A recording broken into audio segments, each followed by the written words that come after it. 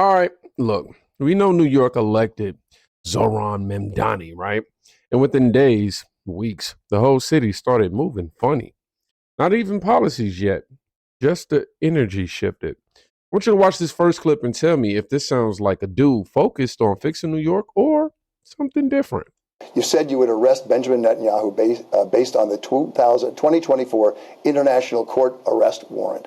Next UN General Assembly, as mayor, would you do that? So I've said time and again that I believe this is a city of international law, and being a city of international law means looking to uphold international law, and that means upholding the warrants from the International Criminal Court, whether they're for Benjamin Netanyahu or Vladimir Putin. I think that that's critically important to showcase our values, and unlike Donald Trump, I'm someone who looks to exist within the confines of the laws that we have. So I will look to exhaust every legal possibility, not to create my own laws to do so. On the other hand, this is also a world event. Does that not count a little bit? Well, I think we are a global city, but I also think what New Yorkers are looking for is consistency in the way in which we talk about our values and follow through on them. And that's why I think these warrants from the International Criminal Court, they are worth fully exploring every legal possibility to actually follow through on. You said you would arrest Benjamin. Hold on. The city is drowning in crime, rent, traffic, schools, and his first big message is we follow international law now. ICC. Bruh, what? And I like what someone wrote up under here. And why cannot run under international law instead of U.S. federal law because of the supremacy clause, which makes Fed law superior to state law. While international law is considered part of the U.S. law, it does not operate independently of federal authority and must be consistent with the Constitution. Look, man. I'm just saying after hearing that, like, oh, New Yorkers barely trust the city to enforce parking tickets. All right? And he's talking about enforcing laws from the Netherlands. All right. This is what happens when somebody gets power and starts auditioning for world government instead of actually fixing potholes. But cool. Let's see what his supporters think about it. What do you think Zohran's best policy is? I think affordable housing, smaller classrooms, free buses, lower rents, freezing the rents for rent-stabilized buildings. That sounds great. How do you achieve that? I think that he has really high hopes, and I think that he has a lot of energy. You're going to achieve it through hope, or? I think he's going to achieve it by really having a smart way of dealing with people and picking the proper people to work with him. What is that smart way of dealing with it? I think that he has a good. I think he has a good sense of people around him. I think he makes good choices, and I think he works well with other people. Where does the money come from? He will figure it out. Like, I think that he hasn't yet. I think nobody knows where they're going to do it first. I think they work it out as they go along. They don't have a plan. It's like I agree. There's no plan. It's a process. I certainly agree there's no plan, that's for sure. Question, what is Mamdani's best policy? Childcare for all. What's he going to do for childcare? He's going to make it available for everyone. How's he going to do that? He has a plan in terms of taxing and saving money, and I think will help everyone. What is the plan, though? What is the plan? Yeah. You're out here campaigning for him, right? What's the plan? You mean how is he going to fund that? There will be childcare for. But how do you achieve that? Well, we've achieved it for pre-K for threes, and you just expand it so that it's. How do you expand it? Well, you use the schools, you use existing facilities, and you use existing tax base and money that's being wasted on consultants to pay for it. But I still don't understand, like, how that. Where does the money come from? Well, he's explained that over and over. So there's going to be there's wasted money, and where can I find where he's explained it? Go to the website. Go to the website. Why do I vote for Mamdani? So he's building affordability for New York. He's doing what? He's building affordability for New York. How does he do that? Yeah, so he's going to tax the rich. The rich already pay the majority of taxes in the city. Top 1%, 50% of taxes. Top 50%, 90% of taxes. Yeah. I mean, They already do that. I mean, don't you think the rich people will just leave New York and then you can't tax them anymore? Yeah. Ma'am, what's your favorite Zohran policy? Just his cute little smile. That's it? Just no. I'd say, as a person who enjoys public transit, probably his fast and free buses, like pilot program and what he's trying to do with that. What is the bus program? It is creating bus lines for New Yorkers that are more accessible and would be state funded, or city funded, so that there's no fare, and hopefully they'd be more efficient. So I'd ask two questions, like how do you pay for that? And then also, what would you say to people who would argue this would make the buses more dangerous in New York? Well, first, I'd ask them why they believe that would make buses more dangerous, because there have been studies, and I'm not like a genius on any of this, I'm just a hopeful person, but I'd say there have been studies that show that more frequent use of buses leads to less assaults to bus drivers, and it's the general kind of idea that in community there's usually a bit more safety, which is why when you go on the subway at night and it's a very sparse car, you're less likely to get into it, because if you're alone or just with a couple other people, there's less of the social pressure. But we have assaults in New York on the subways every day, and the subways actually cost money. So I think you end up with a lot of people who do violent things in the subways, even when it costs money. It seems like when you make it free, it'll probably be a little bit more dangerous, right? Well, I think that's probably why it's making the buses fast and free first, because I think they're more contained and the stops are also visible. I think the subway is something else that he has ideas for. I think the buses would just turn into the subway, but worse if they're free. And also, how do you make it free? How do you pay for it? Well, typically with revenue that is generated by taxes, and while that seems very daunting to a lot of people because they're like, oh no, everyone's gonna now make the same amount of money, that's not what taxes do. There are states that have the same corporate tax, or that would have, New Jersey has the same corporate tax rate that Mamdani is going for, so it's not an unheard of thing, and it doesn't kill business. Do you think that may be the reason why the businesses are in New York and not New Jersey? I don't think so. I think that New York City has a lot of appeal that kind of supersedes money. I think it seems like the rich people go live in New Jersey, but they do their business here in New York. Exactly. So because the taxes are higher in New Jersey for corporations, right?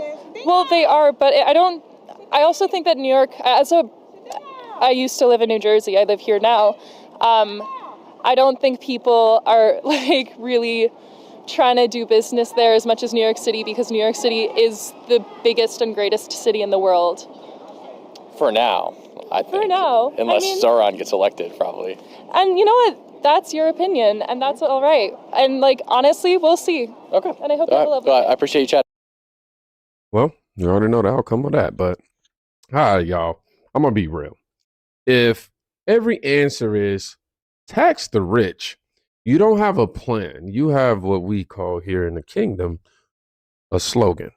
It's like asking somebody how they're going to pay rent, and then they go, manifestation. Everybody's talking big dreams. Nobody knows the step by step. That's how you know. Well, that's how you accidentally break a city. But speaking of big dreams, this next clip explains the ideology behind him. Yes. Terrence K. Williams posted this. I know y'all can't see the full post, so I'll read it out. Obama won today. Barack Hussein Obama imported so many Muslims into America because he wanted them to eventually dominate the political landscape in America. Excuse me. And his dreams was for Muslims to take over, and Zohran Mamdani is a product of that vision. Woo! Excuse me, y'all. Look, in my chest. Now, look, whether you agree with him or not, here's the part people don't want to say. Mamdani didn't pop up out of nowhere. New York's been shifting like this for years. Colleges, activist circles, immigration waves. It all creates a new voting bloc. You let that cook long enough, eventually somebody like Mamdani floats straight to the top. And he proves it with his first endorsement. I wear hijab, and that's obvious, and obviously that, targets me for a lot of different things, and I get discriminated against for a lot of different things. But I also have a lot of different parts of my identity that are hard to deal with, that I don't even get to talk about, because all people want to talk about is the fact that I wear hijab. Okay, so of course I got that clip, it don't provide a lot of context, but I will say this. Bro didn't even warm up, didn't even pretend. First endorsement wasn't for a housing expert, not a crime expert, not somebody to fix subways. Nope. Straight to a Palestinian activist with a degree in something called Islamic liberation theology. Yeah, you can't make this up. And this is what happens when ideology outruns real life. And real life always comes back around, usually in the form of money. It's been 2 weeks since we won the election. We've been pretty busy. Projects the Democratic Socialist Zohran Mamdani. Too often, this is a time of just celebration as opposed to preparation. We want to make it both. A lot of these things are new, but one of them is pretty old: fundraising. But why are we fundraising? Well, we have less than 50 days until we take office, and we have a lot to do. We have to vet the 50,000 resumes we've received.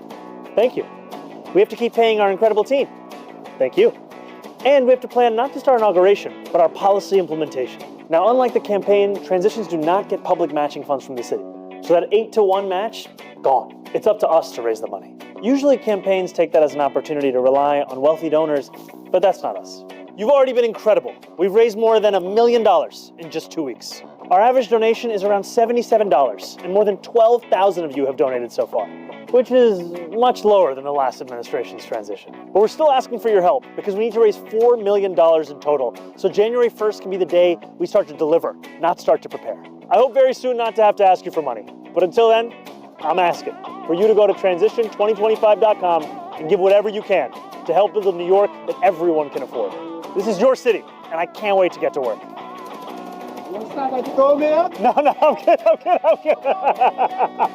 Thank you, guys. Thank you.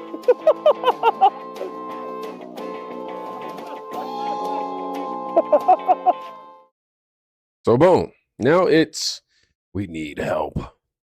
Donate. We've got 50,000 resumes. My brother, 50,000 resumes? New York doesn't need more people in City Hall. It needs better decisions from City Hall. I'm just saying. The whole thing's starting to look like a fan club instead of an administration. And while he's building a dream team, one part of New York is already packing up its bags. Staten Island is preparing to declare independence from New York City, and you gotta love it. The election of Zohran Mamdani is so divisive. People have been fleeing the city already. The tax base is being threatened. His plans make no sense, and Mamdani doesn't have the authority as mayor to do 90% of what he promised he would do. The only thing he can do is fire the police commissioner.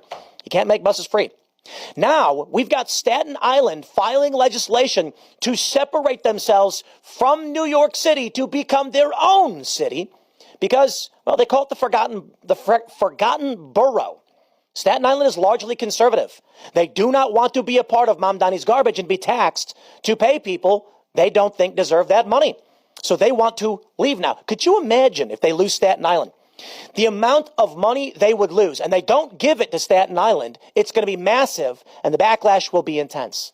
I love seeing these polls from Democrats where they're all complaining about taxes being too high and then voting for people who keep saying raise taxes. This is where we are, unfortunately. So, baby, let's go. The New York Post reporting, let our people go. Zohran Mamdani victory spurs Staten Island polls to renew bid to pull out of New York City. And don't worry, there's more. New York and New Jersey lose hundreds of billions in resident income as Americans flee to low-tax states. Right now, New Jersey has the highest corporate tax rate. Mamdani wants New York to become the highest corporate tax rate. So all the companies just leave, you can tax nobody, and that spells the end of your city. Well, here we go, ladies and gentlemen, from the New York Post. Let the rebellion begin. Leaders of New York City's forgotten borough and most conservative enclave are reintroducing stalled legislation for Staten Island to secede from what they fear will become the People's Republic of Mamdani. the Democratic Socialists, could not be further out of sync with the values of communities like Staten Island, on Staten Island. And I'd argue that this time around, Democrats won't want to stop the borough secession because it would make it even less likely New York City ever elects a Republican mayor again, said State Senator Andrew Lanza, who told the Post he plans to put the foot to the pedal on the planet in January. I have warned of this. This is the geographic hyperpolarization I've talked about. They're laying it out. If Staten Island leaves New York as a borough, New York loses a massive portion of its conservatives. Now, by all means, Staten Island, you're allowed to do it. I think so. But this is going to happen all over the country. When the city starts feeling like an experiment instead of a home, people dip. They don't argue. They don't debate. They just leave. Staten Island is saying, we out. And it ain't random. Businesses leaving, it's not random. The frustration, it's not random. It's what happens when leadership is more focused on global points than local problems. New York has got two choices now.